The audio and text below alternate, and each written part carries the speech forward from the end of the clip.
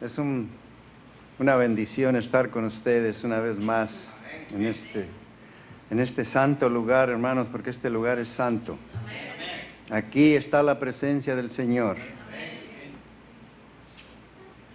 Es una bendición poder unirme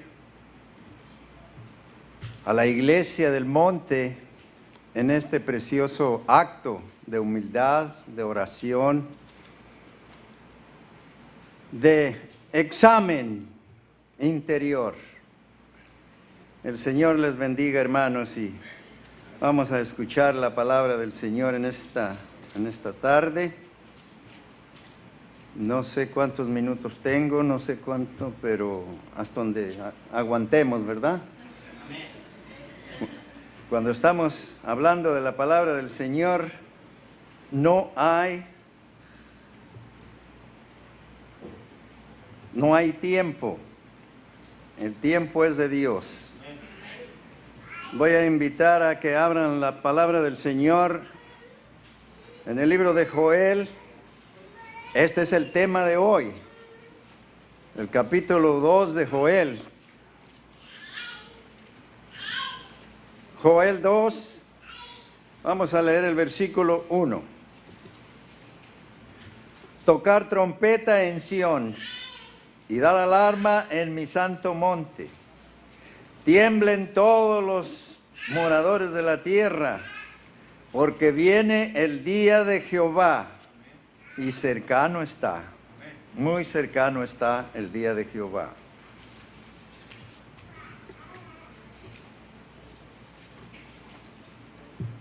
Notemos, hermanos, aquí hay dos frases que resaltan en este pasaje. Viene el día de Jehová. Cercano, cercano está. Pero antes de que eso suceda, hermanos, ocurrirán acontecimientos que harán temblar, dice el versículo, a todos los moradores de la tierra. A manera de introducción, podríamos nosotros mencionar algunos de los acontecimientos ya conocidos, que a cada momento los miramos. Hay uno que me llama la atención y es la recesión económica. Hace temblar, hermanos, a los moradores de la tierra. Porque precisamente en algunos otros países mueren cientos y diría yo miles a causa del hambre. Si no hay dinero, si no hay con qué alimentarnos. Pero hay otros también que podemos mencionar. Terremotos, huracanes, tornados. Y hoy está un acontecimiento, hoy está de moda. Y es el terrorismo. Hoy está de moda, hermanos. Allá en aquel lado del mundo siempre ha habido esas cosas, pero hoy ya se está extendiendo a todo el mundo. ¿Qué me dicen de la criminalidad? Es mundial, hermanos. El homosexualismo. El mundo está inundado ya de esto. La palabra de Dios indica que en los últimos días, antes de la venida del Señor Jesús, las condiciones del mundo actual serían las condiciones en las que se encontraba el pueblo antediluviano.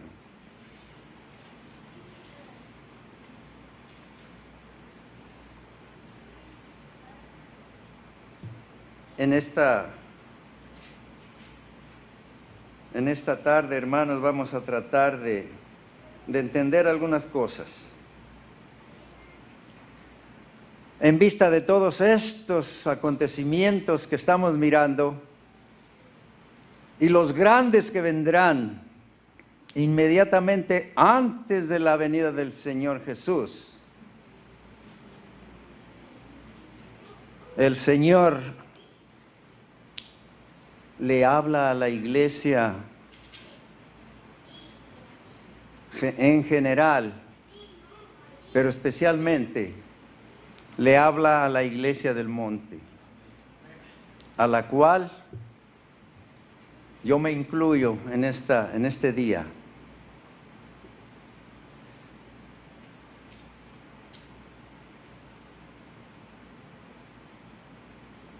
En este día, hermanos, que con humildad estamos examinando nuestras conciencias, nuestras vidas. Y que seguramente el Señor nos pondrá en nuestro corazón el deseo de mirarnos hacia adentro, examinarnos de todo corazón y ver a ver si no hay alguna cosa por allí, algún detalle en nuestras vidas, el cual necesite urgentemente un cambio, una renovación.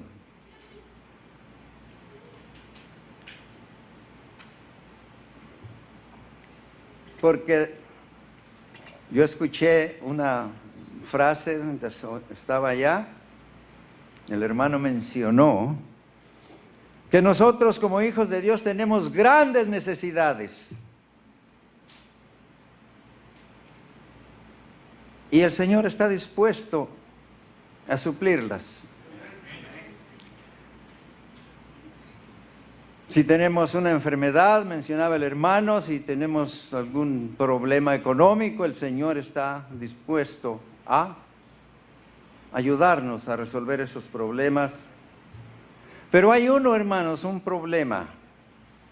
Hay una necesidad que menciona la hermana G. de White en Mensaje Celeste, tomo 1, página 141. La sierva del Señor dice lo siguiente: la mayor y más urgente de todas nuestras necesidades es la de un reavivamiento de la verdadera piedad en nuestro medio, en nuestra iglesia, entre nosotros.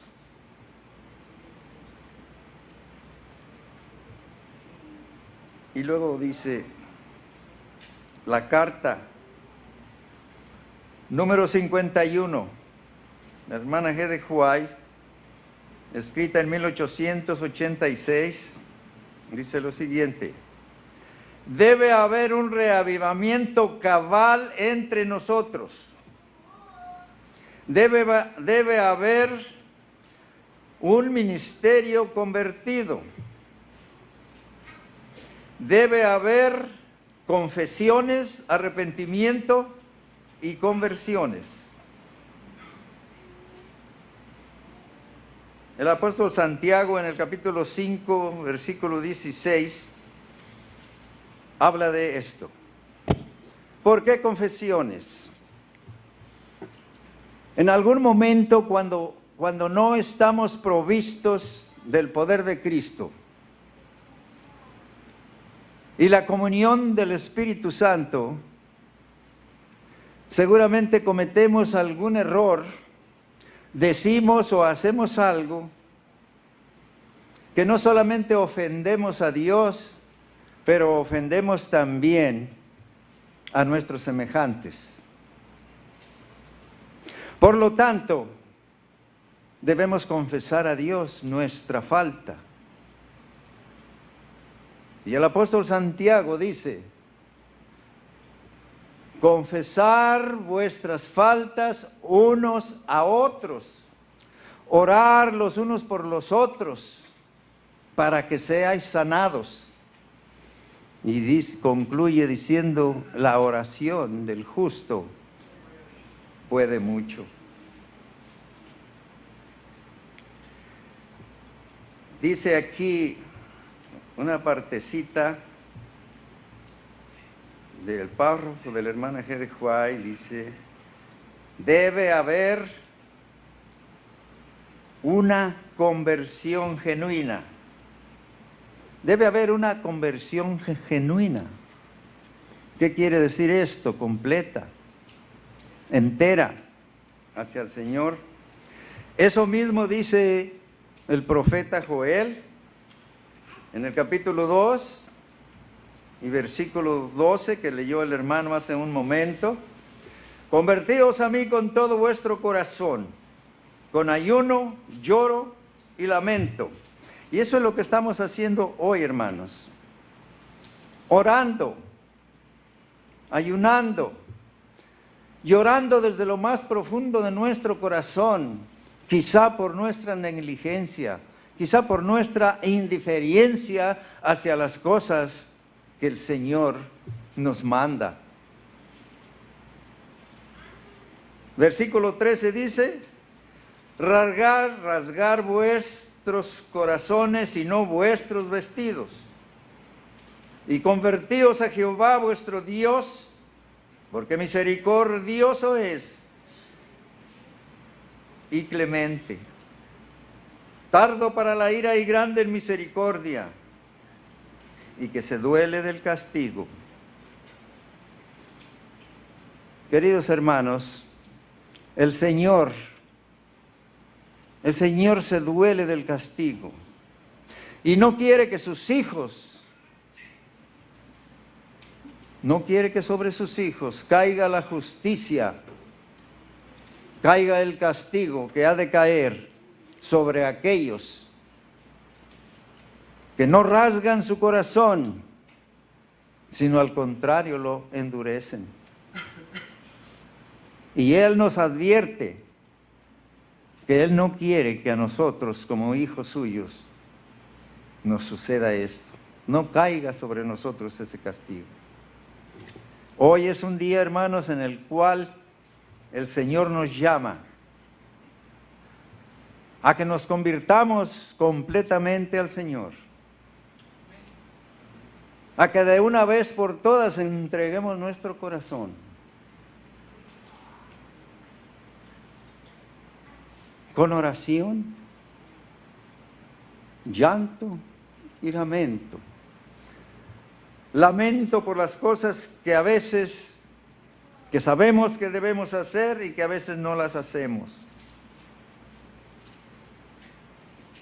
En la revista El Heraldo o en inglés Review and Herald, febrero 25, 1902, la hermana G. de Huay dice lo siguiente: debe producirse un reavivamiento y una reforma bajo el ministerio del Espíritu Santo.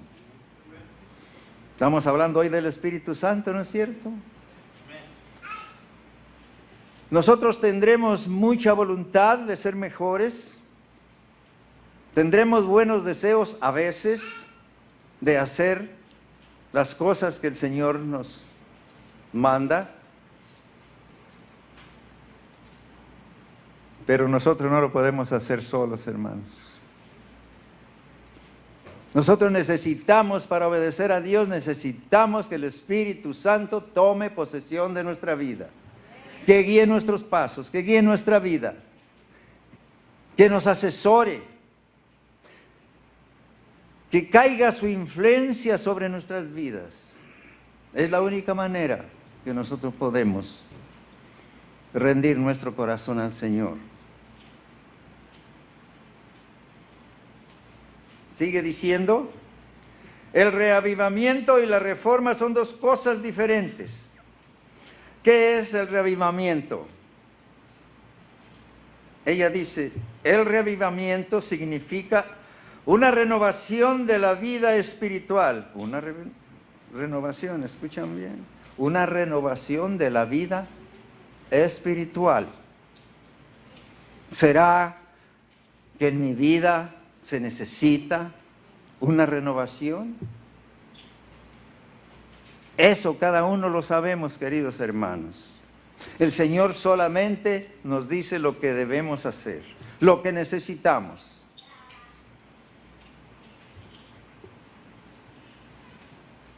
Sigue diciendo, un avivamiento de las facultades de la mente y del corazón, una resurrección de la muerte espiritual. Pero también hay muerte espiritual. Yo pensaba que nomás había la muerte física, pero sucede que también existe la muerte espiritual. ¿Cuándo es que comenzamos nosotros a morir espiritualmente? Cuando dejamos, hermanos, de estudiar la palabra de Dios, cuando dejamos de orar, cuando dejamos de servirle al Señor, nosotros comenzamos a morir. Y esa muerte es triste. Cuando nosotros permitimos que el desaliento nos rinda, que las aflicciones, que las pruebas, y en lugar de ir a la fuente del poder, a la fuente del amor, en busca de ayuda para solucionar esos problemas, nos desanimamos y comenzamos a no orar como debemos orar, a no estudiar la palabra de Dios como debemos estudiarla, y entonces va viniendo paulatinamente la muerte espiritual. ¿Qué es la reforma? La reforma significa una reorganización, un cambio en ideas y teorías, en hábitos y prácticas. Ideas. A veces surge entre nosotros, surgen ideas, algunas extremistas y algo otras muy liberales. Y esas tienen que ser cambiadas. ¿Saben por qué? Porque el Señor claramente nos dice, no vayáis ni a la derecha ni a la izquierda. El camino del Señor está en el centro. Y cuando seguimos al Señor, vamos correctamente en la dirección hacia la patria celestial.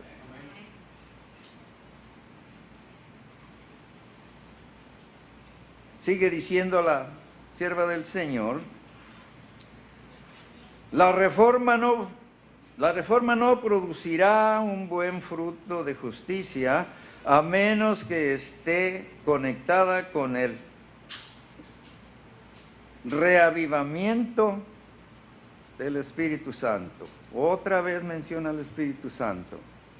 Nosotros no podemos hacer cambios por nosotros mismos. Nosotros no podemos reanimarnos por nosotros mismos. Nuestro poder no nos alcanza, queridos hermanos, para transformar nuestra vida. Es el Espíritu Santo el que hace esa obra en nosotros. Por eso dice, tanto el reavivamiento como la reforma solamente cumplen su cometido cuando estos son llevados a cabo en nuestras vidas por el Espíritu Santo.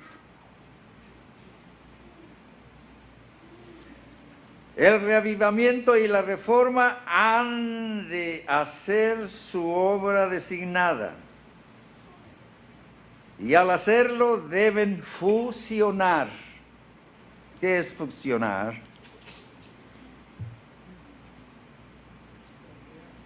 Fusionar es que no puede estar separada la una de la otra, sino que se entrelazan entre los dos. Tanto el reavivamiento como la reforma, porque es una obra del Espíritu Santo, es lo que el Señor hace en nosotros. Ahora, hermanos, hay una parte que nosotros debemos hacer.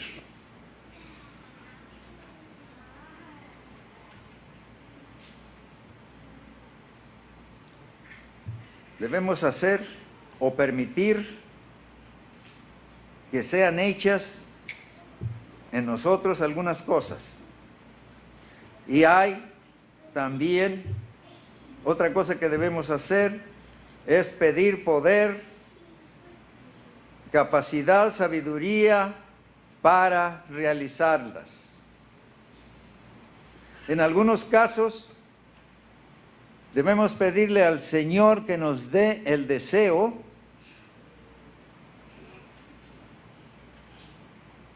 de hacer la voluntad de Dios, porque a veces no lo tenemos. Y el Señor claramente dice, porque Dios a través de su Espíritu da tanto el hacer como el querer por su buena voluntad. El apóstol Pablo nos enseña que él tenía muy buena voluntad, muy buen deseo de hacer lo bueno, y confiesa que no podía porque terminaba haciendo lo malo.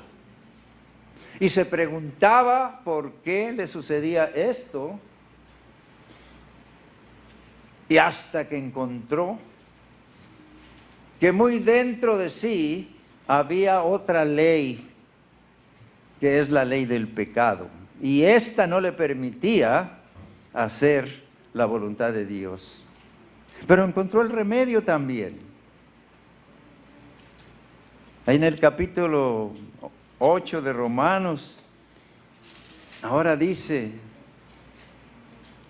en el último capítulo, en el último versículo del capítulo 7, da gracias a Dios por Jesucristo, porque a través de Jesucristo, ahora Él puede decir, en el capítulo 8, versículo 1, que no hay ninguna condenación para los que están en Cristo Jesús. De manera, mis queridos hermanos, que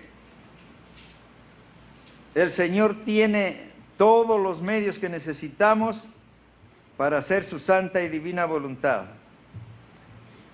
Tanto la Biblia como el Espíritu de profecía, hermanos, están llenos de mensajes, de llamados, de amor, de misericordia.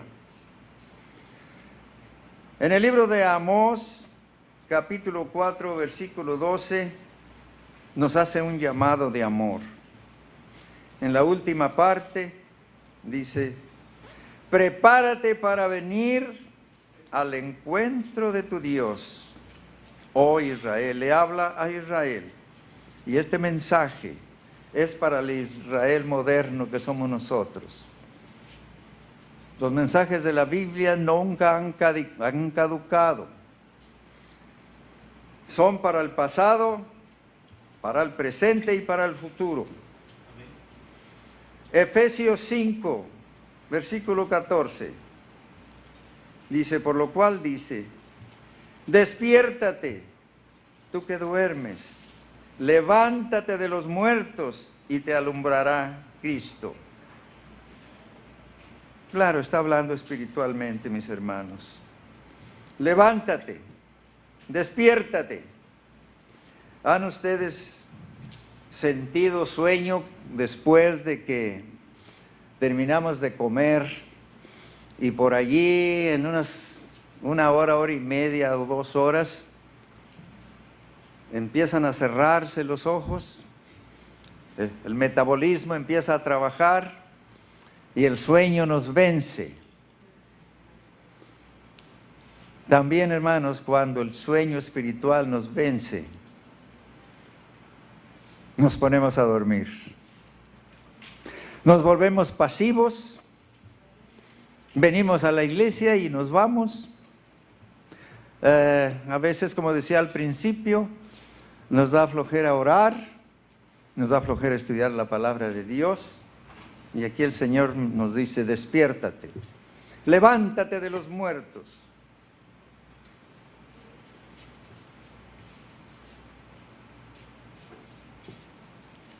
El versículo 12 dice, la noche está avanzada y se acerca el día. Rechacemos pues las obras de las tinieblas y vistámonos de las armas de la luz. La noche está por terminar.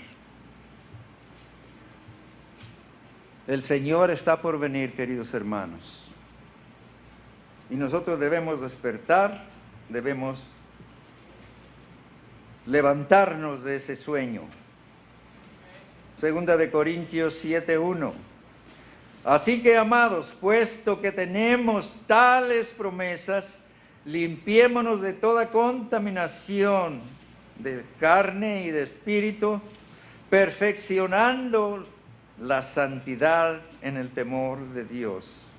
Perfeccionando la santidad, perfeccionando esa separación que debemos hacer del mundo, perfeccionando nuestra vida a través de irnos alejando de lo que puede estorbarnos para que nuestra vida sea la vida que Cristo quiere.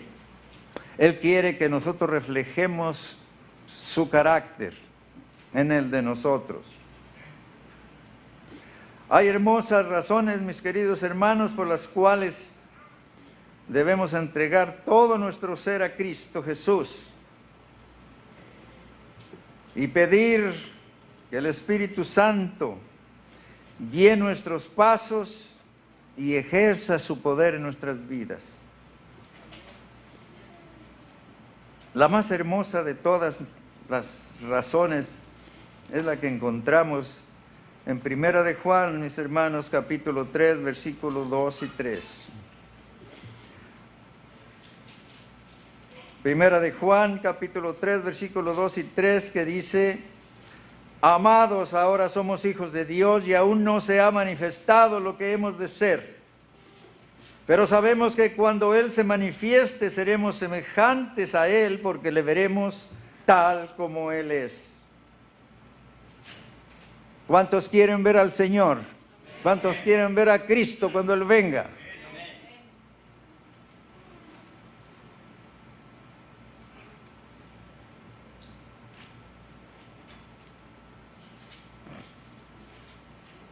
Yo quiero ver al Señor. Pero aquí hay un consejo, hermanos. Todo aquel que tiene esta esperanza en Él se purifica a sí mismo, así como Él es puro. Antes que nosotros veamos al Señor, debemos reflejar el carácter de Cristo en el de nosotros. Porque después de todo, esta es una declaración que conocemos nosotros los adventistas, que solo el carácter de Cristo es lo que llevaremos al cielo. Si no reflejamos el carácter de nuestro Señor en el de nosotros, entonces quiero decirles, mis queridos hermanos, que no vamos a poder ver al Señor cuando Él venga en las nubes de los cielos. Porque la promesa es que le veremos tal como Él es, pero se tiene que manifestar Cristo primero en nuestra vida para que Él pueda recibirnos en las nubes de los cielos. Lo que debemos hacer, mis queridos hermanos, es orar sin cesar, orar por el Espíritu Santo. La sierva del Señor dice que debemos tener hambre y sed del Espíritu Santo, que debemos orar por Él, que debemos hablar de Él y que debemos predicar acerca del Espíritu Santo. El Espíritu Santo, mis queridos hermanos, según lo que dijo Cristo, es su representante en esta tierra. Y como ya se decía, el Espíritu Santo no vino para visitarnos e irse, vino para estar con nosotros todos los días hasta el fin del mundo. Y ha de ser el Espíritu Santo el que guíe nuestras vidas, el que ilumine nuestras mentes, el que nos convenza, porque todo eso hace el Espíritu Santo. Nos enseña, nos recuerda todas las cosas, nos convence del pecado. Cuando realizamos algo que no está de acuerdo a la voluntad de Dios, el Espíritu Santo viene hacia nuestro corazón, hacia nuestra mente y nos dice: pero ¿cómo hiciste esto si tú eres un hijo de Dios? Y hay que inmediatamente confesar a Dios nuestra falta y pedir el poder para seguir adelante. Termino, hermanos, con un llamado que hace el profeta Isaías en el capítulo 55, versículo 6. Capítulo 55 de Isaías, versículo 6. Buscar a Jehová mientras pueda ser hallado, llamarle en tanto que está cerca. Hoy, mis queridos hermanos, es el día, es el momento de convertirnos al Señor. Hoy es el momento de hacer cambios en nuestra vida. Hoy es el tiempo de reformar nuestra vida espiritual. Hoy es el tiempo de remendar, como dijéramos allá en el rancho, de remendar el hoyo que ha quedado en nuestro pantalón. Me acuerdo que mi madre, era yo muy niño y me crié en un lugar bastante, ¿verdad?, económicamente hablando, no había, así es de que mi madre por ahí conseguía algún retazo de tela y me hacía unos shorts. Ahora hasta de lujo nos ponemos shorts, pero en ese tiempo nos los poníamos porque no había tela para hacerlos hasta abajo. Y me acuerdo que uno se revolcaba en la tierra y cuando acordaba tenía un hoyo, el pantaloncito o la camisita, y mi madre reparaba esos hoyos. Hoy es el día, mis queridos hermanos, si hay algún hueco en tu vida que está vacío, que quedó vacío, quizá la fe no está firme, quizá está tambaleante. Hoy es el día de reafirmar nuestra vida al Señor. Hoy es el día de llamarlo. Hoy es el día de hablarle mientras está cerca. Hoy todavía el Señor nos da esta oportunidad, queridos hermanos, de estar vivos hoy. Mañana yo no sé, yo no puedo confiar en el mañana. Yo confío en hoy. Y hoy dice el Señor, venid a mí. Venid a mí todos los que estéis cargados y trabajados, que yo os haré descansar. Permanecer en mí y yo en vosotros, porque sin mí nada podéis hacer. Que el Señor les bendiga.